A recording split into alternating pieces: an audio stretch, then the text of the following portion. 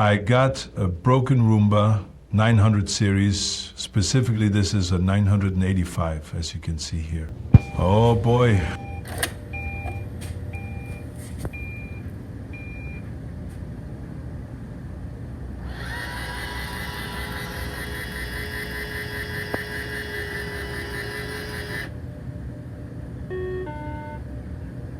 Error 8. Please open the iRobot. I tried every solution on YouTube, cleaning the sensors and everything, but nothing worked. So I took apart the bin to figure out how it works.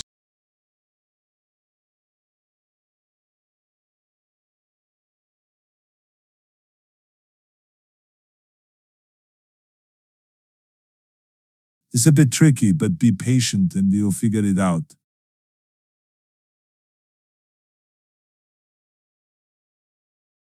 And found the suction motor was completely rusted. This motor is supposed to turn on a few seconds after the Roomba leaves the dock, which is why the robot goes for a bit and then throws the error 14. If you don't hear the motor turn on or don't feel the air blowing out of these vents, then it's motor. 8. Please open the iRobot. A new bin seems to cost around $60, and replacing the motor costs anywhere between $3 and $30. I ended up buying my new motor from Amazon. Access the motor and get the turbine off by getting a screwdriver underneath and little by little break it free without damaging the turbine itself too much. I used a soldering iron to try to heat up the axle while I was prying it off, which seemed to help a little bit. Be very careful not to trash this turbine, or else you will have to buy a whole new bin. The new motor doesn't have screw holes, so I do my best to line it up and glue it in with my favorite glue. Yeah. Do your best to make sure the axle is perpendicular to the housing, or else the turbine will spin erratically. I have to glue the turbine to the axle as well, since I broke it off of the original, and I don't see an easy way to salvage the old connector. Found it difficult to glue the turbine on perfectly so that it spins straight. I put a bit of paper underneath while it dries to make sure there's a little space and the turbine doesn't get glued onto the housing. Not ideal, but it worked out okay.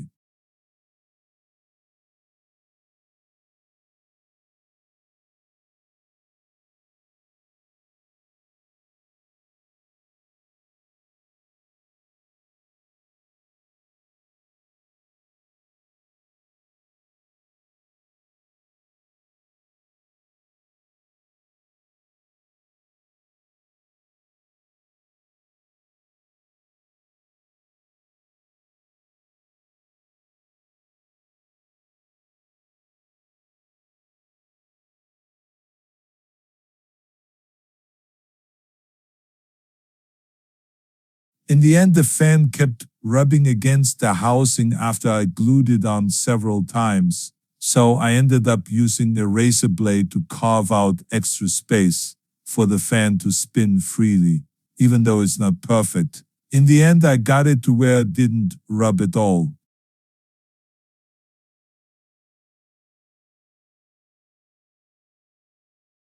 Parrot robot was working again, but after about 4 or 5 jobs, the motor started making terrible sounds.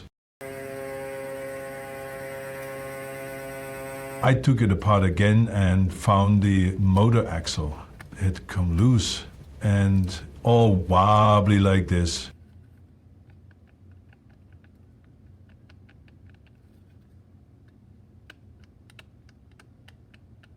I think because the turbine wasn't spinning perfectly balanced, that caused stress on the components.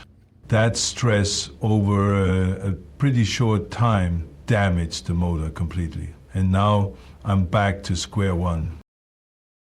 If you want to do this fix, there are 3 enormously difficult issues you need to overcome. First, find way to remove the turbine without damaging too much. Second, glue the new motor in perfectly perpendicular to the housing. And third, find way to glue the turbine on, so it will sit perfectly on that axle, or else you will have another broken motor. Again, take as much time as possible, removing the turbine, gluing on the motor, and then gluing on the turbine, so you are certain everything will spin perfectly balanced. Otherwise, you're screwed like me. I don't know if I will attempt this fix again.